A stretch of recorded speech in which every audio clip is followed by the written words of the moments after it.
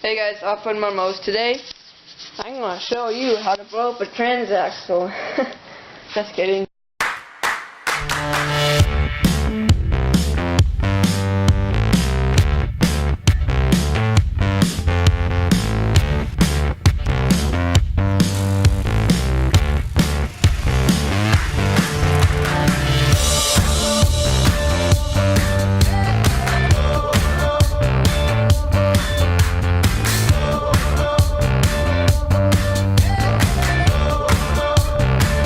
Probably 2 weeks ago, that happened, and it's in this lawn tractor, my off-road one, and those are the tires it has. So this is a Spicer 6-speed transaxle, and this piece used to sit here, and this one used to go like that, but I dumped the clutch on it and really fine dirt, and those tires grabbed extremely hard and just popped the whole case apart, so everything kind of flew apart like that. You can see this crack starts from about here where the seam is. It goes up around here, down, meets with another crack, goes over this support, cracks all this off, goes back over here, and then it actually goes from about right here. You see that little crack right there? It goes up around this thing. And it goes all the way around here, back around there. Just flip it up like this. And it even goes underneath there. And it goes just around there, leaves through here. Kind of just ends up cracking off there, goes around here a little bit of a crack, a little bit of a crack right there, and I think that's all the cracks. But yeah, I think this transaxle is kind of done, I would say. These are the kind of the bearing housing for that, the bushing housing. You can actually see this gear is about ½ an inch off where it should be. It should be over here a little bit. But, so, the input shaft starts here, goes into the gears, 6 gears over here, reverse chain right about here, and then the shifting fork is right about here, and the shifting keys are on this big long shaft that goes from here to here, and you have your 6 gears over here with the slots so the keys can go into it, and then nothing right about here until you get to this gear. You can see the teeth on it, which goes into this one, and then goes back into a really small one, and then back into the bowl gear with your axles. And this is probably the only place it's going to crack because it's a small to big, which means this thing has a lot of leverage. Say if I had this stopped, this would probably just be the first spot where it's going to crack right off. And another thing I wanted to show you was, I don't know, this transaxle is probably a year old. I've been using it for about a year. You can see all that rail around there. And I actually used to be able to move it, but it's for some reason kind of frozen up. Gotta get this somehow. I can't actually really move it around, but you can see that thing's pretty worn out. That's where your brake would go. You see I actually have grease fittings. There's a grease fitting underneath that cap, and there's a grease fitting underneath this cap. So, rest in peace, Spicer transaxle. Just all of that. Totally demolished. Out with the old and with the new MST 206 Peerless transaxle. Welded up. Here's pictures of how it was welded.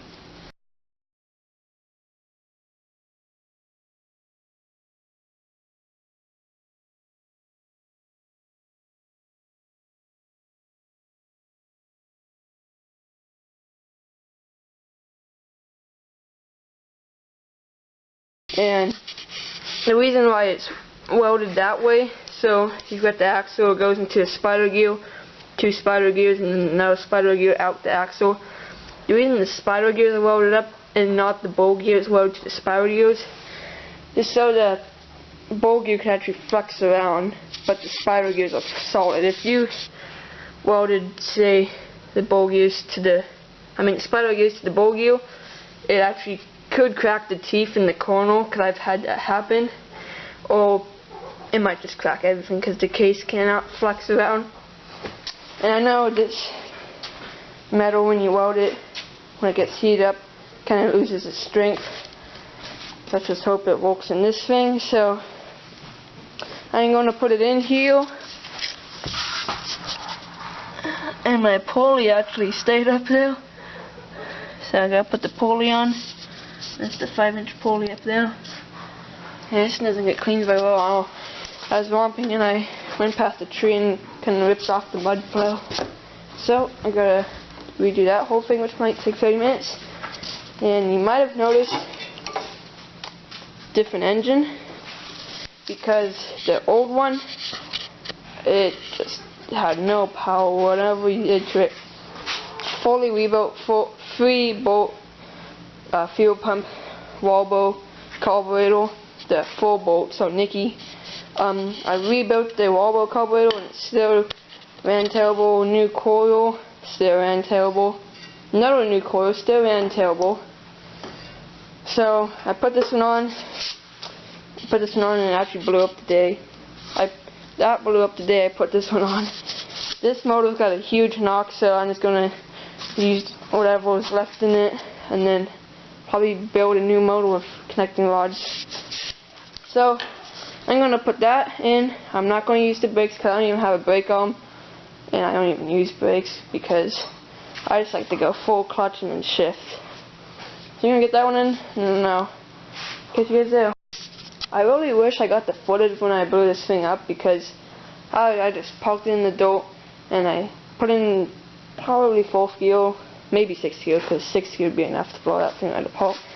And I just revved the engine about 4,500 RPMs. I throttle all the way down because there's no governor. I just dumped the clutch. It just stays there, just goes clunk, and you can just see the parts fly off it. It's kind of funny. So yeah, got the transaxle just sitting up in there right now, sitting on the jack, and I've got 4 back bolts on. I think so I can mount that spicer, because I don't know, it's weird. I had to actually take these. I know I had to do something with these mounts. I had to do a little bit something with them. I think I actually probably took them off and flipped them around. But this one's actually slanted on it, and it's actually hammered back. Got a little bit, but I had to bring it up somehow. So if I flip it around, it might actually fit. I remember doing something to make these kind of modified. Now this one over here should actually just go straight in and then down. So it goes off, goes this and like that. This one's actually slanted too, so I'm just going to take those 2 bolts off on each side and fiddle with them and make it line up, because the hole's probably right about there, and that hole's down there. So I can make that work, and it looks like that bolt's broken off. Right there. So here is the MudMower now. Mud tractor on all 4 tires. Got the door muds back on it. These probably a year old now, I'd assume. They still got a centimeter of tread, if more. So there's the transaxle. Kind of hard to see. And I was able to get the things lined up. I just had to loosen up the 2 bolts up here, and the transaxle had to come up actually a little bit, and then I could put the bolt in. And I went and tried it out, because the next day I went and tried it out when I got it together, and it did pretty well. But the only thing is that this is reverse, that's neutral, that's 4 seconds. So I was only 2nd gear out of 6, so I was going probably 3 miles per hour at full throttle. But nothing was feeling kind of rough on the transaxle. It felt really good. I'm running 80-90 weight oil in it. It's the same stuff I use in my 633As. That's just so it can get really stuck onto the gears in there. So I just had to modify that little shifting piece up there.